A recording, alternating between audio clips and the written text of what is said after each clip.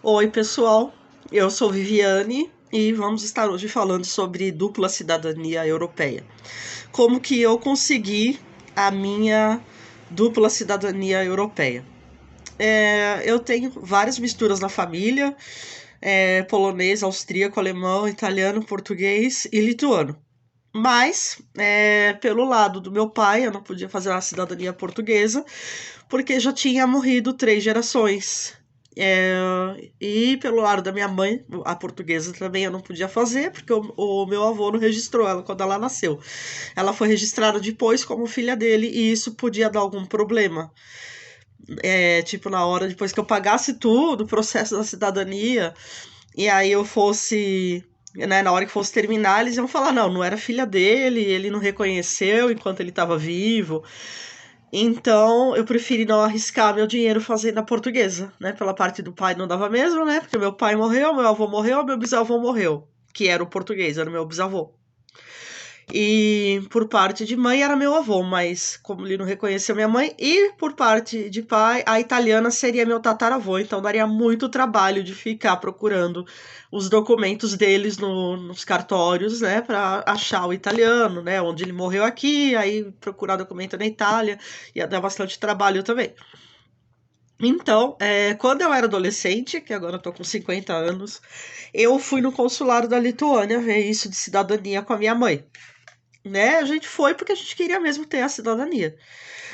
E eu não pude ter na época, minha mãe ia poder ter, porque ela era filha de lituano, mas eu, como neta de lituano, eu não ia poder ter a menos que eu morasse lá. Essas eram as regras da época.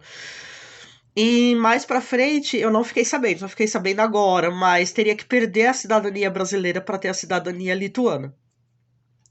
Como eu tive meu visto para os Estados Unidos negado no meu passaporte brasileiro, isso no começo do ano passado, ah, e eu queria muito ir para os Estados Unidos, eu resolvi de perguntar, de tentar fazer a cidadania lituana. No começo eu achei que eu ia conseguir fazer sozinha, né?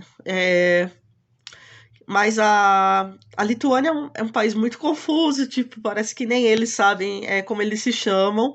É, para dar informação, o Ministério da Migração lá bem difícil de se entender com eles por e-mail, eles não informam bem.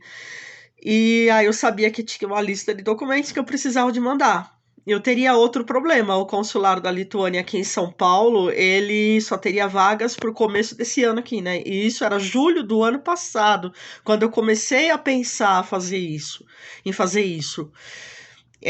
Então, eu comecei a tentar fazer sozinha, mas teria um outro problema, porque para o consulado em julho do ano passado só teria vaga talvez para janeiro desse ano aqui para dar início ao processo. Então eu precisaria de alguém que levasse meus documentos lá na Lituânia diretamente. E a passagem para a Lituânia é muito caro. É, e eu agora poderia ir, mas na época eu não estava podendo, né? Então, para acelerar as coisas, aí eu falei com vários assessores e ninguém me passou muita confiança de dar 8 mil, 10 mil, assim, numa tacada só, né? Eu achei que a pessoa podia sumir com o meu dinheiro. Então, até que eu cheguei no Valdemar, que é de Santos, né? Eu sou de São Paulo, e ele é de Santos. E ele não cobra muito, ele cobra bastante pouco para fazer a parte brasileira. E aí eu descobri que eu não ia conseguir fazer minha cidadania brasileira sozinha. Porque é muito mais documento do que eu pensei. Eu pensei certidão de nascimento, RG, certidão de óbito, certidão de casamento. é, Pensei. Que mais que eu pensei? Bom, esses documentos normais, né? E passaporte eu nem sabia. Então, uma coisa que eu nem sabia é que, por exemplo, não dá para ser com RG. Eles exigem agora que a gente tenha um passaporte. E eu já tinha o passaporte brasileiro, né?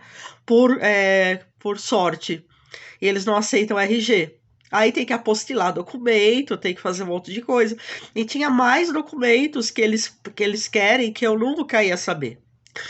Aí ele fez esses documentos para mim, ele puxou pela internet os documentos, me falou para eu fazer a minha parte e teve que fazer uma carta explicando por que os sobrenomes estavam trocados. porque a minha tia, a irmã da minha mãe, tá como Sakaite, minha mãe tá como Sokaite, então a gente não sabe se é família Socas ou Sacas. Fora outras bagunças aí, né, que o K virou C no Brasil, e lá mesmo nos documentos delas tinha Yokaite e Akaite com J, que é o I, que fala I lá. Então, muita bagunça. Então, eles só pedem uma carta explicando por que, que os nomes foram trocados quando chegou aqui no Brasil, essa bagunça toda que deu. E a idade também, a bagunça veio de lá, né? A idade, cada documento, elas estavam com uma idade diferente. Mas bastou fazer essa carta explicando, aí o Valdemar fez, eu dei uma acrescentada em coisas que eu achei, né? Porque tinha, assim, muita variação de sobrenome, tipo umas 12 variações de sobrenome. Muita variação mesmo. Então, o Valdemar fez, eu dei uma complementada. E a gente tem a Ernesta, que é uma lituana que mora em Portugal, lá na Europa, e aí a tia dela levou lá pessoalmente para mim e pro Valdemar, né, as minhas coisas. Depois ficou faltando um documento que eles pediram a mais, então atrasou um pouquinho por causa disso. E quando foi setembro desse ano, agosto, setembro desse ano, isso porque eu comecei a pesquisar em julho do ano passado, a minha cidadania já estava pronta. Porque a Ernesta faz as traduções juramentadas, né? Porque aqui em São Paulo só tem uma senhora que faz e ela fica sobrecarregada, ela não tem data para fazer de tradutora juramentada do lituano, né? E a Lituânia também teve quando eu era adolescente, não era da União Europeia. Então não ia adiantar muito essa cidadania, né, para mim. Mas agora a Lituânia é da União Europeia. Então aí só tinha essa senhora, a dona Lúcia, e ela falou que ela não ia ter tempo tão cedo. Então a Ernesta traduziu lá em Portugal e a tia dela levou pra gente lá no Ministério da Migração, que chama Migres. O sistema deles é o Migres. Então, aí faltou um documento, né? Então passaram mais 2, 3 meses. E então lá para setembro agora eu fui no consulado da Lituânia de São Paulo. E eu peguei o meu passaporte lituano e também quis o meu RG, porque eu sempre tive a minha documentação toda certinha. Então, eu queria ter o meu RG também, não só o passaporte lituano, mas se eu sou uma cidadã lituana, europeia, agora, eu quero todos os meus documentos certinhos. Então, aí eu pedi, e no começo de outubro, no começo de outubro, eu fui pegar o passaporte e o RG prontos lá no consulado. E assim terminou todo esse processo, que não foi tão longo assim, para quem começou a pesquisar em julho do ano passado e só tomei alguma ação, acho que foi setembro do ano passado, o processo todo durou 1 ano e 1 mês. Então foi muito rápido. Só que uma coisa que eu não contava é que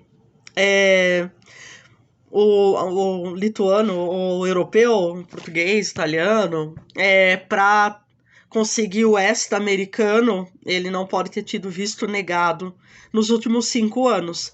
Eu já vi pessoas sendo aprovadas com 2, 3 anos, 2 anos e 3 meses, 3 anos da negativa do visto no passaporte brasileiro. Aí ser aprovado o visto americano no passaporte lituano ou italiano que seja. Mas geralmente tem uma cláusula lá entre 10 no ESTA, que é um formulário eletrônico que o europeu preenche para poder ficar 3 meses nos Estados Unidos, porque nós, como brasileiros, temos direito a um visto, né, de até 6 meses. Mas europeu só pode ficar 3 meses, acabou, tem que voltar. Mas quem vai fazer turismo de mais de 3 meses, né, também? Haja dinheiro, né? Então, eu até esqueci o que eu tava falando. Então, aí eu descobri que a minha negativa de visto foi muito recente, que se eu tentar o ESTA agora eu vou ser negada, porque é uma das 10 cláusulas desse formulário eletrônico que o europeu preenche para poder entrar nos Estados Unidos. E a gente, com esse passaporte, entra no México também, que brasileiro não estava podendo ir uma época, né? Agora já foi tirado o visto de brasileiro para o México. E entra no Canadá preenchendo o ETA, que é um formulário eletrônico também. Como eu nunca tive nada negado do Canadá, então o Canadá vai me aprovar de boa a minha entrada no Canadá. Aí fora isso, eu posso viver na Europa, trabalhar sem ter que dar maiores explicações. Se vocês quiserem o contato do Valdemar, ele é especialista nisso e é honesto, e virou meu amigo depois, né? Aí vocês me deixam nos comentários aqui embaixo e aí eu passo o contato dele. Então foi isso aí, gente. Tchau.